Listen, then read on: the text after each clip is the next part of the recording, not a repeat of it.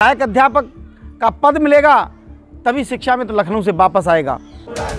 शिक्षा मित्र करे पुकार, शिक्षा मित्र एकता, आवाज दो, आवाज दो।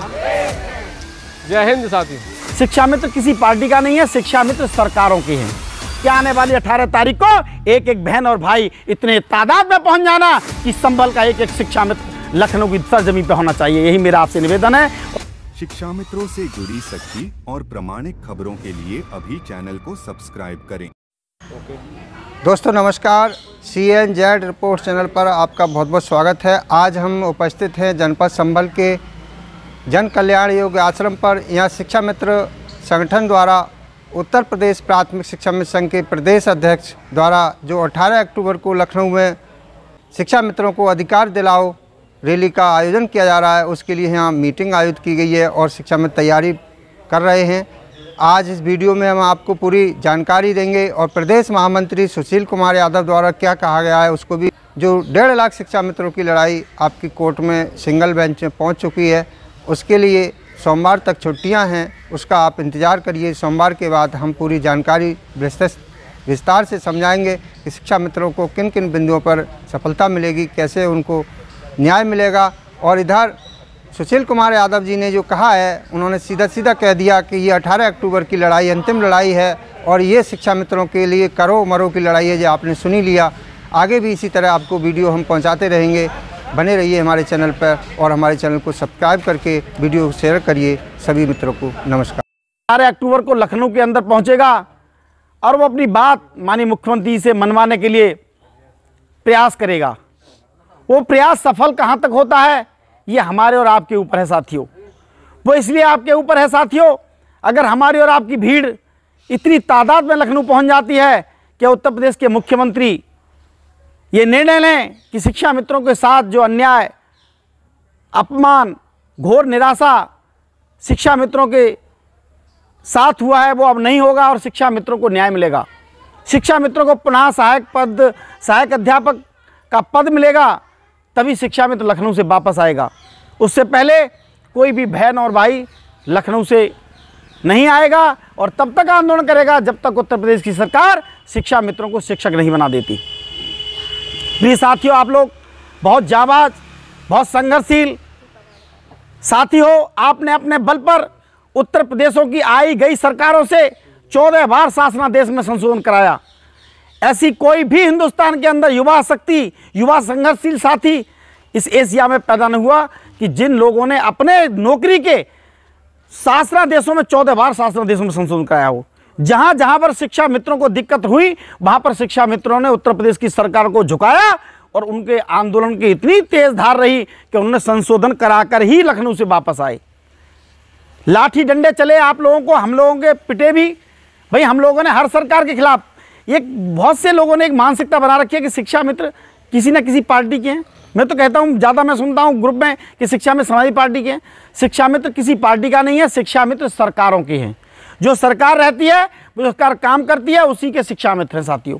उत्तर प्रदेश की सरकार, आदरणीय बाबूजी कल्याण सिंह जी जब उत्तर प्रदेश के मुख्यमंत्री हुआ करते थे और जब स्कूलों में, प्राथमिक विद्यालयों में ताला लग चुके थे, उस समय एक सर्वभौमिकरण के द्वारा शिक्षा मित्रों की योजना को लाया गया और शिक्षा मित्रों को बंद ताले जो प्राथमिक विद्यालय के उनको खोलने के लिए शिक्षा मित्रों को प्राथमिक विद्यालय में नियुक्त किया गया।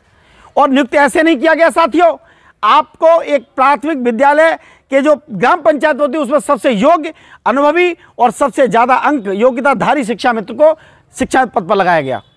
फिर उसका जो वहाँ से प्रस्ताव होकर आने के बाद ग्राम पंचायत के बाद डीएम साहब के पास आया। डीएम साहब के पास जब प्रस्ताव आया उसके बाद अनुमोदन हुआ। वह शिक्षा अधिकारी उसमें सचिव थे, एबीएसए थे, जिला पंचायत राज अधिकारी थे। 5 लोगों की जो कमेटी थी उसके अंदर सीडीओ साहब थे उसमें, उसके द्वारा आपका चयन हुआ साथियों। और आपका चयन होने के बाद जब कल्याण सिंह जी बाबूजी की सरकार चलेगी, उसके बाद समाजवादी और बसपा की सरकार आई, बहुजन समाज पार्टी की सरकार आई। उन्होंने हम लोगों को, शिक्षा मित्रों को जब लगा कि उत्तर प्रदेश के प्राथमिक विद्यालयों में शिक्षा मित्र बहुत अच्छे तरीके से काम कर रहे हैं, बहन जी ने उनको ट्रेनिंग करा दी। जब आपको प्रशिक्षण करा दिया तो आने वाली जो समाजवादी पार्टी की सरकार थी, अखिलेश जी की सरकार थी, उन्होंने हमको शिक्षक बना दिया। क्या गुनाह उन्होंने किया, आपको शिक्षक बना दिया। मैं हिंदुस्तान के आवाम से पूछना चाहता हूं, हिंदुस्तान के लोगों से पूछना चाहता हूं साथियों, कि सुप्रीम कोर्ट में अगर हाई कोर्ट में 20 साल वकील काम करने के बाद अगर एक वकील साहब जज साहब बन सकते हैं, तो क्या प्राथमिक विद्यालय में नन्हे मुन्ने बच्चों को पढ़ाने वाला शिक्षा मित्र शिक्षक नहीं बन सकता? मैं पूछना चाहता हूं देश की जो न्यायपालिका है, व्यवस्थापिका है और जो कार्यपालिका है, उनसे पूछना चाहता हूं, वो बताएं हमको कि अगर वो प्राथमिक विद्यालय में अच्छा काम करने वाला शिक्षा मित्र नहीं था, तो उस बंद प्राथमिक विद्यालय में उन्होंने ताला खोलने के इस हिंदुस्तान के अंदर उत्तर प्रदेश की जो शिक्षा की गिरावट थी, उसको दूर करने का काम शिक्षा मित्रों ने किया। जब उत्तर प्रदेश की सरकार में हम लोगों ने इतना अच्छा काम किया और भारत की सरकार ने उत्तर प्रदेश की सरकार को सम्मानित किया शिक्षा मित्रों के बल पर, क्योंकि प्राथमिक विद्यालयों में उसी गांव का शिक्षा मित्र होने के नाते सबसे पहले विद्यालय खोलना और सबसे जाके बाद में बंद करना। मैं शिक्षकों की बुराई नहीं करूंगा, लेकिन शिक्षक इसलिए दूर के रहने वाले थे और लेट सेट आते थे और प्राथमिक विद्यालय में तार लटके थे और मीडिया के लोग जाकर के वीडियो बनाते थे कि यहाँ का प्राथमिक विद्यालय देखिए 11 बजे बंद है, यहाँ का प्राथमिक विद्यालय 9 बजे बंद है, यहाँ का विद्यालय 3 बजे के टाइम में 4 बजे टाइम में यहाँ का विद्यालय 2 बजे बंद हो गया।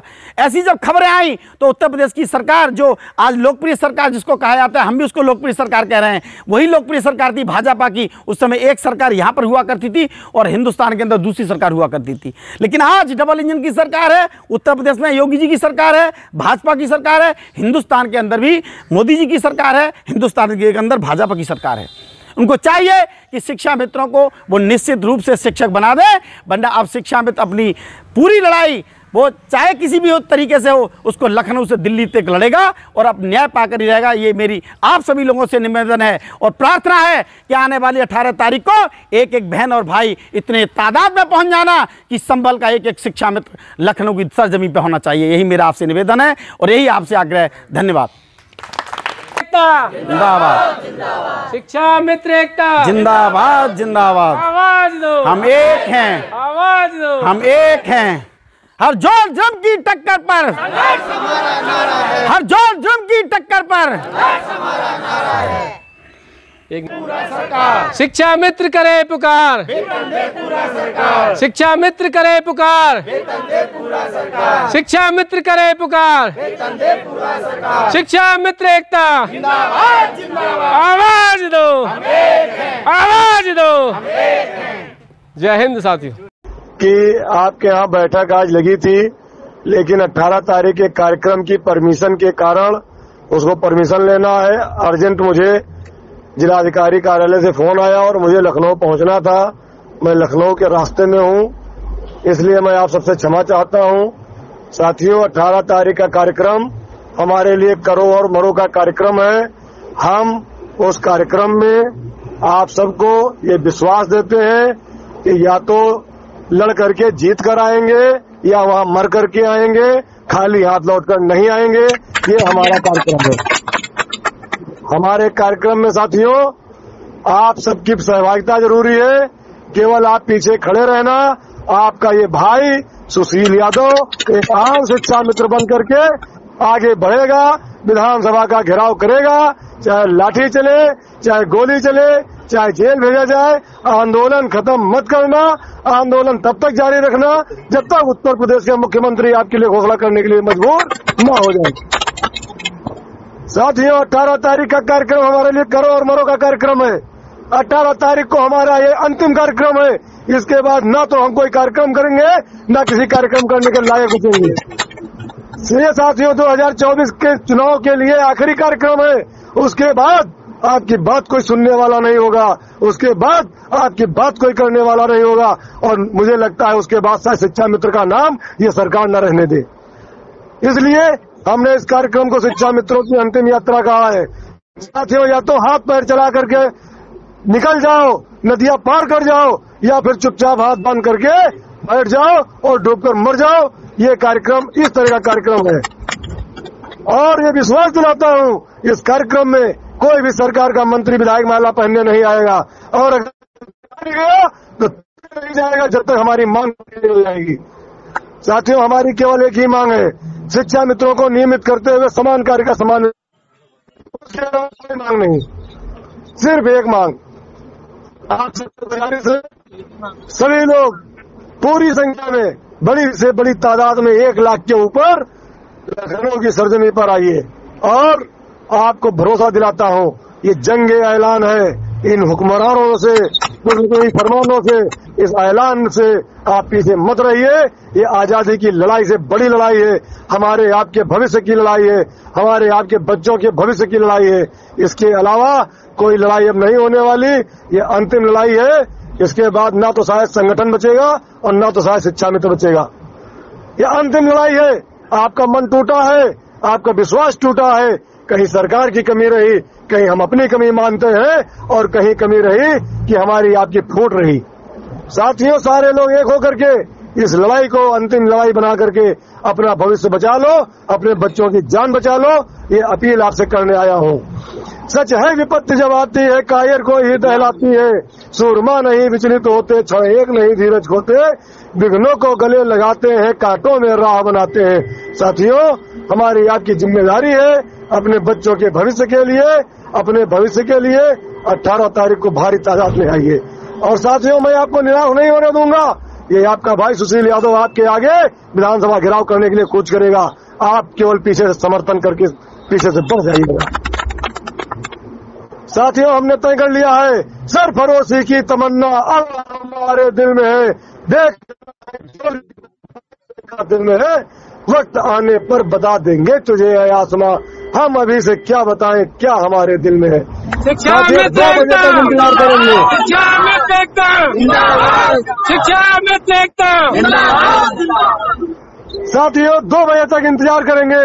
2 बजे के बाद हम लोग करेगा।